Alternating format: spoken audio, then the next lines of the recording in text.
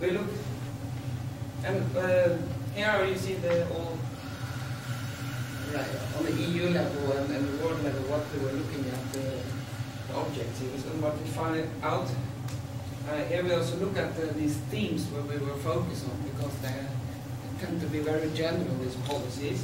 We were looking at agriculture competitiveness, climate change and environment protection, territorial development, social cohesion, employment and security.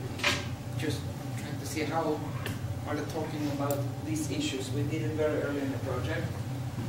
And then we realized that we find some conflicts, but very small, but we say it was a surprising degree of complementarity between all these policies. So that was what we discovered in this review.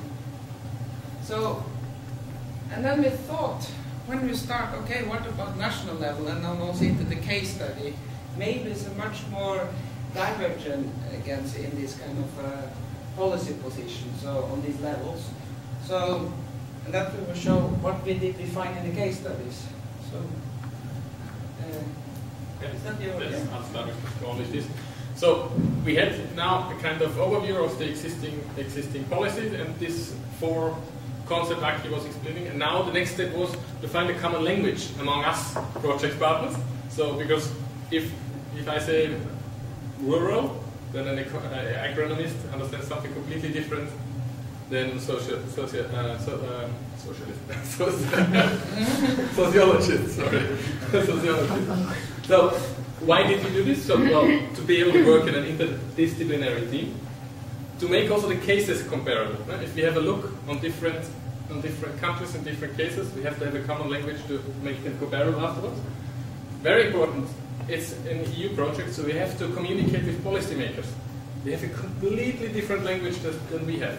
I will show an example afterwards. And then, of course, this is another language. We have to communicate with the scientific community. So you have to speak always in the language your audience expects, or you have to explain at the beginning what do you mean with a certain concept.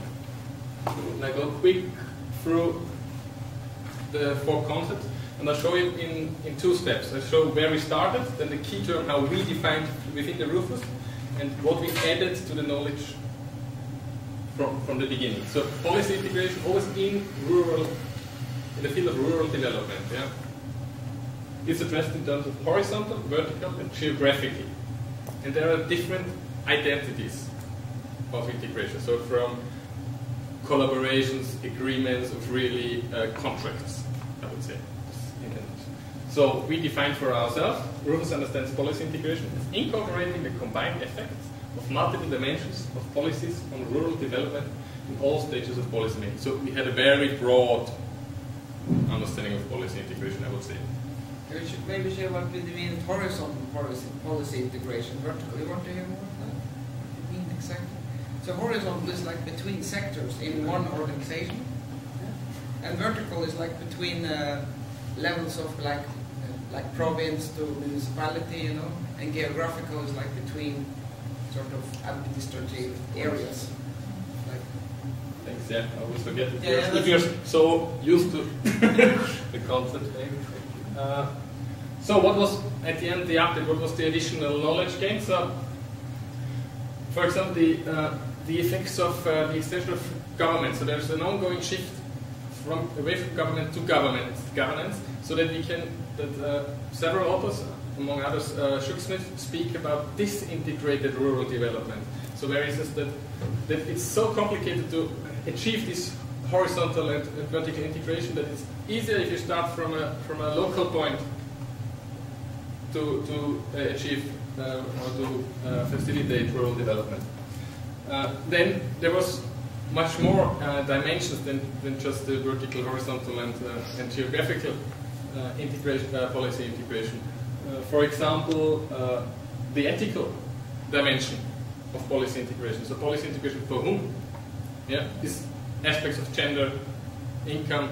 For example, there is of course in agriculture a clear difference of the farmers themselves or people that work at the farms, and so on. But also the issue dimension of policy integration. So what are the driving factors for policy integration? So this was quite unclear. There are, of course, different facilitators and inhibitators for policy integration. Just to show, in the end, what Aki explained a little bit before, is showing these different dimensions. So we have a horizontal across sectors policy integration. We have the vertical across nations. And then we said the issue, the driver for rural development, like sufficient provision of affordable housing in rural areas, for example, is an issue. And this can be integrated through several policy fields and through the different sectors. Multifunctionality and multifunctional agriculture in the end. This is one of the concepts where there are completely different understandings of what it means. So if you're talking about within the EU policymakers and we say multifunctionality, everybody sees multifunctionality as an understanding of multifunctional agriculture. So that at the farm, so that we probably say we would say diversified agriculture. So at the farm there's done more than just producing food in the city. Whereas in the other fields we have a much more multifunctional land use approach, I would say. Yeah? So that the landscape provides much more functions. Like we have tourism, agriculture, cultural heritage. Yeah. Yeah. So what we received from the studies on the multifunctionality is that there is a need of integrative approach. Then that the multifunctional agriculture is actually as a concept not known in all countries. So Great Britain, multifunctional agriculture, the topic just not existing. Yeah, and that the concept of diversification is much more used. So, endogenous potential. We started from a classification of territorial capital, ecological capital, human, social capital, and economic capitals in the regions. So, and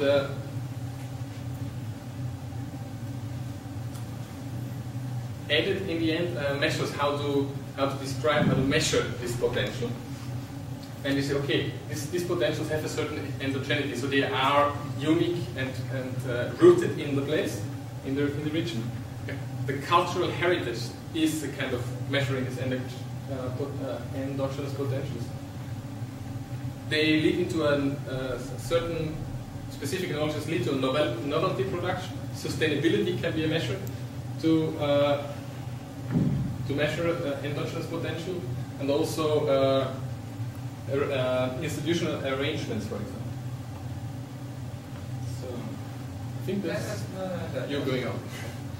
So that was like the knowledge package, like how do we deal with the concepts. The next one is like to use them into the case studies, and the TU Delft team was very lucky that we have 2 case studies in 2 different countries, because that when you're diving really into the material, and also we're working with 2 different suddenly make a lot of discoveries, like on countries who do case studies in the same country. And Wageningen had also the other Dutch case study, the Winterswijk Achterhoek area. So, but that was the discovery. So we had Somerset in the UK, nearby Bristol, the area outside Bristol, and we have Kop van Noord-Holland, it's the northern part of province Noord-Holland. Yep. Yes. Yep. The other one is just not visible. Yes. You see that. So but you see them. Yeah. So what we did with the case studies is like where I can go to much. The first thing what we did is like identify the drivers for rural development in these areas, and what we looking at the territorial capital and endogenous potential. So look at that. And the other thing is like